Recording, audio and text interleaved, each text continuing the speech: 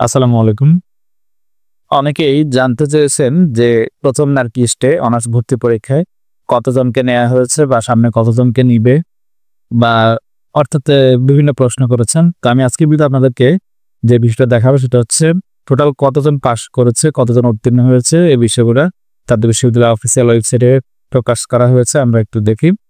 এখানে বলা হয়েছে উক্ত পরীক্ষায় মোট পরীক্ষার্থীর সংখ্যা ছিল ৫,৬০,৫৯৫ জন। এর মধ্যে উত্তীর্ণ হয়েছে পাস মার্ক ৩৫% পেয়েছেন ৪,৬০,৭০৬ জন।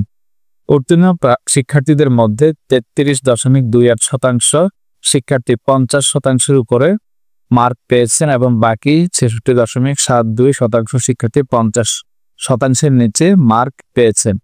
উত্তীর্ণ শিক্ষার্থীদের মধ্যে প্রথম মেধা তালিকায় স্থান পেয়েছে ২,৬৫,৩৬৪ জন।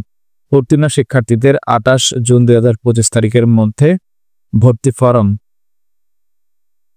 ২৮ জুন ২০২৫ তারিখ থেকে ভর্তি ফরম ডাউনলোড করে সংশ্লিষ্ট কলেজের সাথে যোগাযোগ করে ভর্তি প্রক্রিয়া সম্পন্ন করার জন্য নির্দেশনা দেয়া হলো। তো এখানে পাশ করেছে ৪,৬০,৭০৬ জন।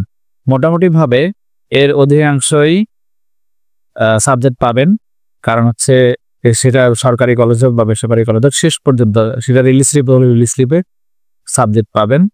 তো প্রথম মেধা তালিকায় যারা স্থান পেয়েছেন তাদের মধ্যে আবার অনেকেই ভর্তি হবেন না, সেই সিটগুলো খালি হয়ে যাবে। আবার অনেকেই মাইগ্রেশন করবেন, এক সাবজেক্ট থেকে অন্য সাবজেক্টে চলে যাবেন, সেক্ষেত্রেও সিটগুলো খালি হবে। তো মনে করুন ধরুন আপনার সেকেন্ড মেরিট লিস্টে অনেক শিক্ষার্থী নতুন করে সাবজেক্ট পাবে। তো যারা ফার্স্ট মার্ক পেয়েছেন তারা সেকেন্ড মেরিট লিস্টের জন্য অপেক্ষা করেন। আর এখানে মার্কশিট দেখার কোনো সুযোগ নেই, অর্থাৎ কত নম্বর পেয়েছেন আপনি ১০০-র মধ্যে সেটা দেখানোর কোনো সুযোগ নেই এবং এটা বোর্ড চ্যালেঞ্জ করার সুযোগ নেই। অনেকেই বোর্ড চ্যালেঞ্জ সম্পর্কে জিজ্ঞেস করেছেন, এটা বোর্ড চ্যালেঞ্জের কোনো সুযোগ নেই। তো আপনারা দ্বিতীয় মেরিট লিস্টের জন্য অপেক্ষা করেন। পরবর্তীতে আমি আরো নিউজগুলো আপনাদেরকে জানাবো। ধন্যবাদ।